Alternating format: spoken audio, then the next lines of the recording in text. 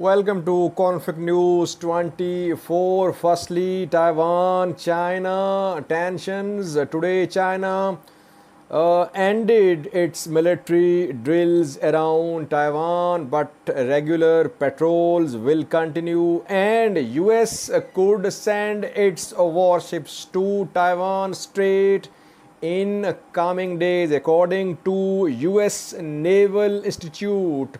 US is planning to send its naval ships, its warships to the Taiwan Strait. Will China allow the entry of US warships in Taiwan Strait?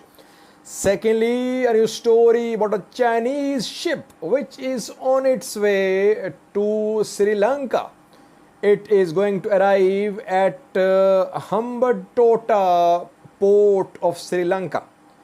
Before that, a diplomatic battle is ongoing between China and India. China is pressurizing Sri Lankan government that Sri Lanka must not allow this ship to arrive at a Sri Lankan port. Why?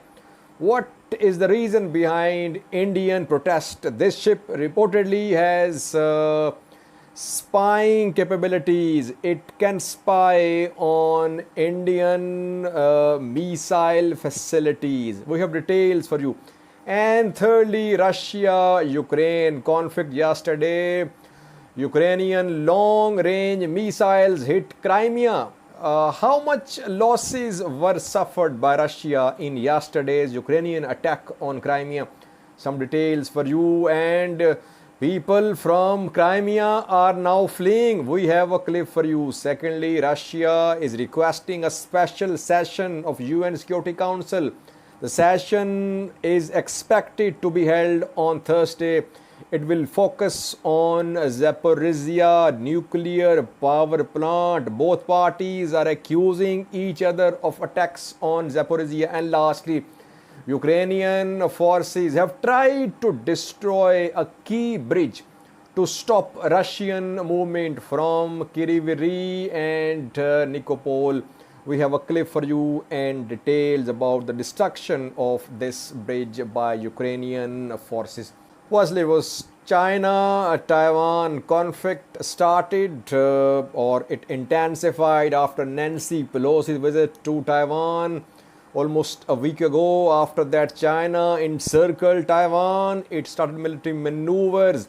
Military maneuvers were due to end on Sunday. China extended the maneuvers, but today, reportedly, China finished its military maneuvers around Taiwan. Eastern Command, Chinese Eastern Command of its Liberation Army today announced the conclusion of military drills around Taiwan, but regular Chinese patrols will continue around Taiwan, and similar drills could be announced in coming days as well. So at least the siege has been lifted. Today and yesterday, both Taiwanese and Chinese militaries conducted live fire drills. Situation was escalating. Now, drills have come to an end. But now, according to US Naval Institute, US is going to send its warships to the Taiwan Strait,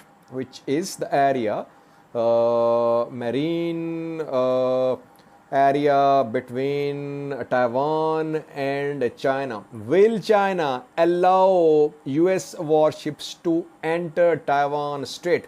US claims that Taiwan Strait is international waters. But what is China's position? China might not allow US warships to enter Taiwan Strait. US ships are deployed close to Taiwan. US is based in Japan. There are some US warships as well deployed there. So US could move its warships from Japan to Taiwan Strait just to test the waters. It could happen in coming days, but overall de-escalation is being seen, that China has concluded its military maneuvers around Taiwan, though reportedly some restriction zones are being established by China around Taiwan. It would be interesting to see which areas will be chosen by China to set up restriction zones, and what effect will it have on Taiwanese economy? Will Taiwan neighboring countries allow establishment of restriction zones around Taiwan? That remains to be seen. Secondly, viewers, a Chinese ship is on its way to Sri Lanka, and this voyage has led to escalation of diplomatic battle between China and India. Both are arch rivals. They have fought wars as well in the past. US backs India against China. This ship is on its way towards a port in Sri Lanka. Hambantota is the name of this port. And on the 11th of August, on Thursday, this ship is expected to arrive at Hambantota airport.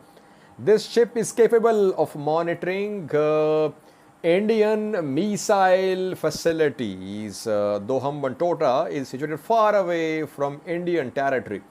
But this ship, which is being called a spying ship, is capable of scanning and monitoring Indian military facilities. That is why India has been protesting. India has been putting pressure upon Sri Lankan government that it should not allow this ship to arrive at Hambantota, or if it arrives, the ship must be told to leave immediately.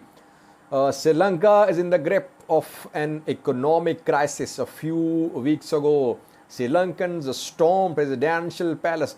Sri Lanka is in need of foreign aid. And interestingly, this port where Chinese ship is due to arrive was built by China.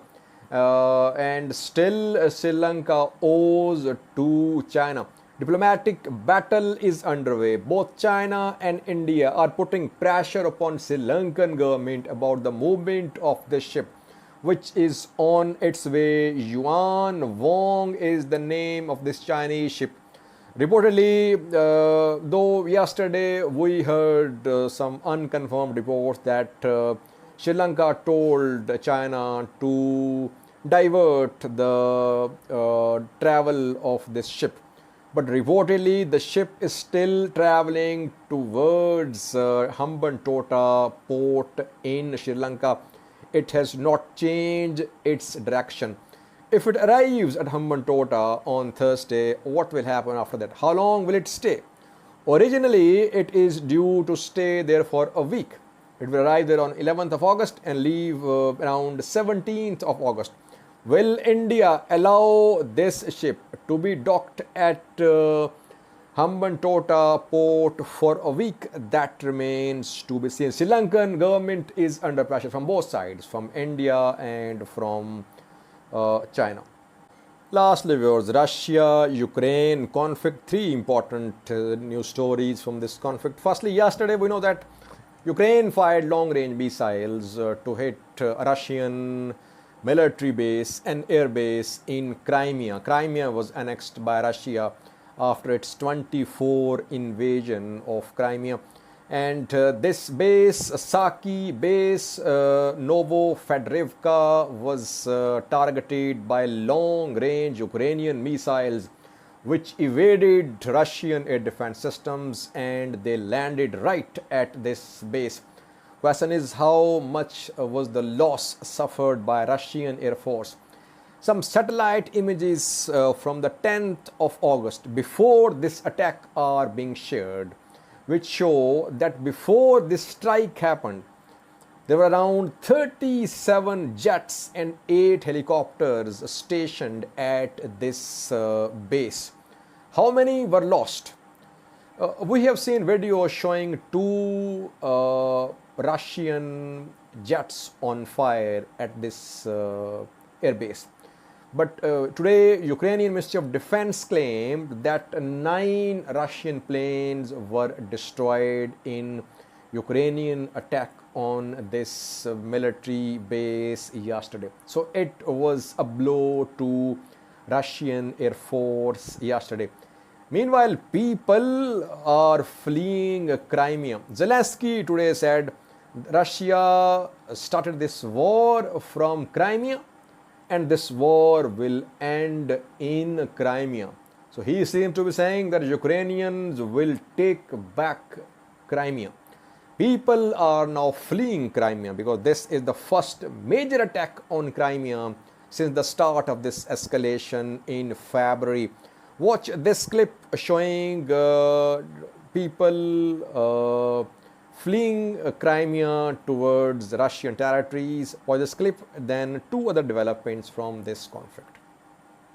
Представляете, на федеральной трассе, обалдеть, вот такая пробка громадная, но еле-еле катимся, но слава богу, что... Ребят, мы встряли, выехали, называется, после завтрака, там просто задница полная. Сними влог сейчас.